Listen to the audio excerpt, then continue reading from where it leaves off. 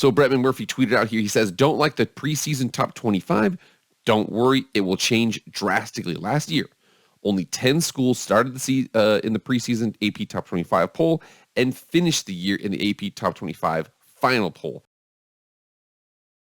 What is up, everybody? It is Jake with Master Football back at it again. Happy Tuesday. Thank you so much for being here. If you want to be up to date on everything college football, pro football, Madden, EA college football, NFL draft, anything related to American football, hit that red subscribe button. You'll not be disappointed. Also, hit the like button too, and follow me on Twitter. Twitter fam is growing. Without further ado, let's get into the video. All right, guys, the AP poll just got released for the preseason poll for college football in the upcoming season. There's a lot of interesting things to look into in that. However, I want to go through that poll really quickly here, and then something to give the poll a good layer of context here, because there's a lot of teams on that list that aren't going to be ranked at the end of the season. Let's get into that poll real quick. So here we are on ESPN.com going through the poll. So we have at the top Georgia with 60 votes, absolutely dominating there. Michigan's got 2 first-place votes, and then Ohio State. And remember here, Alabama for the first time in some time, no first-place votes. And then we have LSU, USC, Penn State, Florida State, Clemson, Washington round out the top 10. And then we end up with Texas at 11, Tennessee, Notre Dame, Utah, Oregon, Kansas State, reigning Big 12 champs, TCU, who was in the playoff last year, Oregon State, Wisconsin, Oklahoma, North Carolina, Ole Miss, Texas A&M, Tulane, the Sugar Bowl champs, and then Iowa. That's who rounds out our top 25 here. And I know a lot of people are saying, oh, yeah, well, then we had Texas Tech at 26, South Carolina at 27, and so on and so forth. So a lot of those teams out here, especially those teams that are down here in this ranking section here, are thinking, oh, we should have been right. We should have done this. We should have done that. Well, very, very important to remember here with the context of what happens throughout the season. Preseason poll, end of the season poll. Brett McMurphy wants to provide a clarification on that. So Brett McMurphy tweeted out here, he says, don't like the preseason top 25? Don't worry, it will change drastically. Last year, only 10 schools started in the preseason AP Top 25 poll and finished the year in the AP Top 25 final poll. Georgia, Michigan, Alabama, Ohio State, Clemson, Pitt, Notre Dame, Oregon, USC, and Utah. And I actually did a look back here to kind of see what that looked like. So again, I did my best here. I did not do 2020 just because it's kind of a goofy year there. But again, this right here is the final AP poll. All of the highlighted teams were preseason. So we had 1, 2, 3, 4, 5, 6, 7, 8, 9, 10, 11. I count 11 in there, but that's just me. Anyways, so that right there was the final poll there. And then we go back to 2021, same situation here. As you can see, there's a certain commonality. You'll see they actually do a pretty decent job here at the top. Most of those teams are ranked going into it. Down here from 15 to 20, a lot of times it's an absolute crapshoot. Now, 2019, they did a really, really good job. So if you see right here, basically other than Minnesota and Baylor at the end of the season, they really knew the top 16. They knew that these teams were all going to be ranked, and they were. Now remember, 15 through 25, lots and lots of movement there.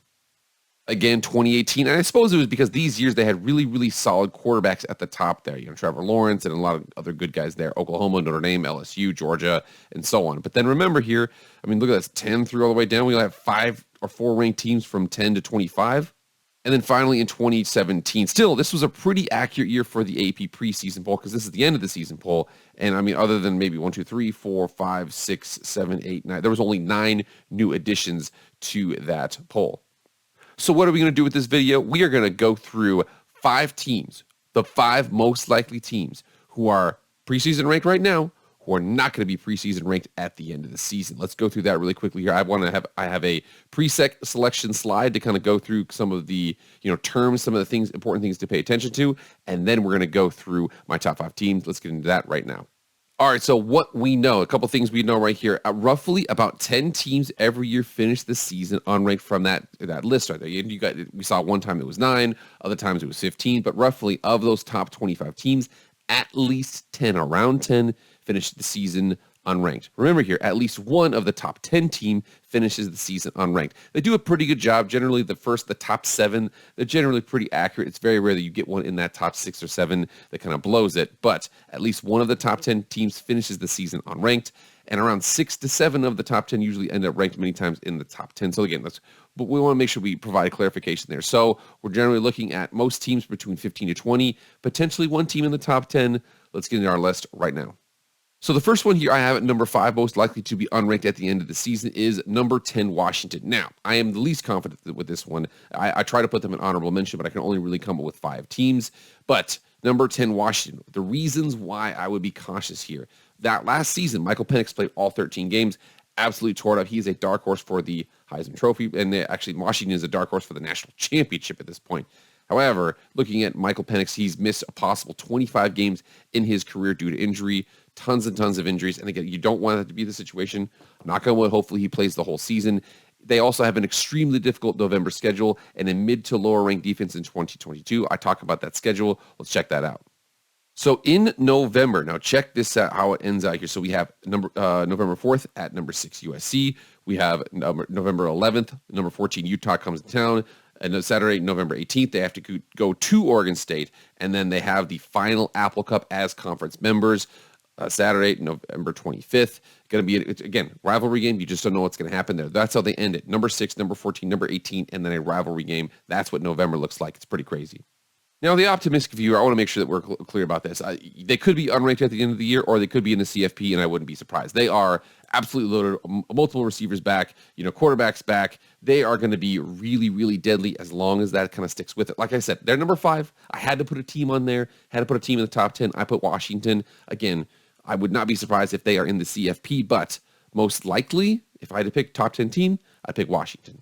All right, number 4 is North Carolina. So North Carolina is the number 21 team in the country, and they did really great because of a really good quarterback out there. But you think about what they did in 2022, 5 wins by combined 13 points at App State, Miami, Duke, UVA, and Wake Forest. They lost 4 of their last 4 games in a row in 2022. Their defense was last place in the ACC in 2022. They had an over-reliance on their quarterback in 2022, 184 carries for him, and his schedule has a lot of potholes in it. So we have week 1. We have South Carolina in a neutral site game. That's going to be tough. We have App State. Again, that defense is still back. They got to play the same App State team again. They have Minnesota, who's going to be an interesting game out there. There's going to be a tough game to play. They play at Pitt. Syracuse, Miami should be a more improved team. UVA, they lost to Georgia Tech last year. They played them again. They have their, ACC crap week in Campbell, and then they play Duke, who was a 9-win team last season. They play at Clemson and then at North Carolina State. Not a ton of world beaters on that schedule. Obviously, Clemson is a really good team, but there's no real breaks. Consistent games throughout, and they're going to have to over-rely on Drake May in 2023. But he is Drake May. I mean, the optimistic view is your boy is absolutely more positively probably either the number 2 or the number 3, NFL prospect in terms of quarterbacks. He's for sure the number 2 prospect. Some people have him ahead of Caleb Williams. I think I have Caleb Williams ahead of Drake May, but he is an absolute stud. Whether or not they put too much on him or not, we'll see. But like I said, number 4 most likely to not be ranked at the end of the season would be North Carolina. Just got a lot of variables in there that complicate things. All right, number 3 is Ole Miss. Ole Miss right now is number 22, and they have an absolutely crazy September and an absolutely crazy November. They're absolutely brutal. They play at number 1 Georgia, at number 4 Florida or Alabama, and LSU at home. So they're talented at quarterback, but they're still uncertain who's going to be the starter. They have Jackson Dart. He's the incumbent. Spencer Sanders transferred in. Walker Howard came too. Their defense wasn't great in 2022, and it's unclear if their new DC Pete Golding will be able to turn around in one season. I go to that schedule that we mentioned before, and like I said, September and November are terrible. So you start off here with Mercer at home. Okay. And then you play at number 4 Tulane. Now again, at Tulane, that's a much harder game you thought before last season. Remember, before last season, Tulane was coming off a 2-10 season. Now they're coming off of a Sugar Bowl victory. So it's a much different season. Then they have Georgia Tech, and then they have at Alabama, and then they have LSU at home. So think about that right there.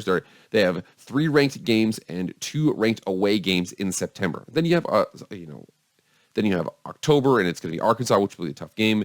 At Auburn, which will be a new head coach, and then Vanderbilt at home. Now, that's only 3 games. You got a bye week in there, too. But then look at November. You have Texas A&M, who is still a ranked team. They're very, very quality there. They play at number 1 Georgia. UL Monroe should be a break, and then they have the Egg Bowl on a short rest after UL Monroe. That is a really tough. At number 4, at number 1, host number 5, play at number 24, host number 23. That is a tough schedule. Now, the optimistic view is I got my boy Quinshon Judkins, who's one of the best running backs in the country. He was a true freshman last season. Their RPO system, they do a really good job of getting him the ball. And then again, I mentioned there before, Jackson Dart, Spencer Sanders, Walker Howard, they have lots of talent at QB. So if things can't get worked out, they can still get hot. They didn't end the season the way they wanted to last year, but again, we'll see what our boy Lane Kiffin can do. But again, Ole Miss, if I had to guess, number 3 most likely team to not be ranked at the end of the season. All right, number 2 is Texas A&M. Now, Texas A&M was number 23. Remember, last year they signed the number 1 greatest recruiting class of all time, blah, blah, blah. They go 5-7, not what they wanted to do. Think about this. They're breaking in a new offensive coordinator. They've got kind of uncertainty at quarterback. They have a brutal last 8 games of the season, and they have the same personnel from a porous run defense. They go through those last 8 games of the season, and it's tough. So they start off New Mexico at home. They should be able to handle that. At Miami is interesting. I'm sure they're going to be favored there, but it's going to be interesting. They have UL Monroe at home, and then they play Auburn. Then, neutral site against Arkansas, who's going to be one. Because remember, last year they lost on that crazy fumble and this and that.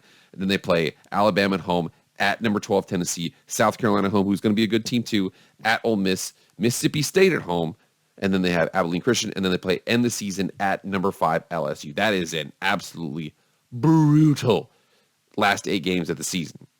Now, the optimistic view here, to be fair here, Bobby Petrino, like I said, they're breaking in a new offensive coordinator. Bobby Petrino comes over from Missouri State, very well respected in the college game. Again, D'Angelo Hall doesn't like him in the NFL game, and he was not very respected there. But very well respected offensive mind. He comes over to help out the offense there because the offense just had a lot of issues. And Connor Weidman had a reasonable end to the season. He had 8 touchdowns, 0 picks, was able to beat LSU. Texas A&M really surprised down the end there. Now he was only 2-3 from a winning record perspective here, but we'll see what Texas A&M can do here. Like I said, number 2 most likely just because there's so many things pitted against them. Could they be really good? Absolutely. But if I had to bet, they're my number 2 most likely team to finish the season unranked.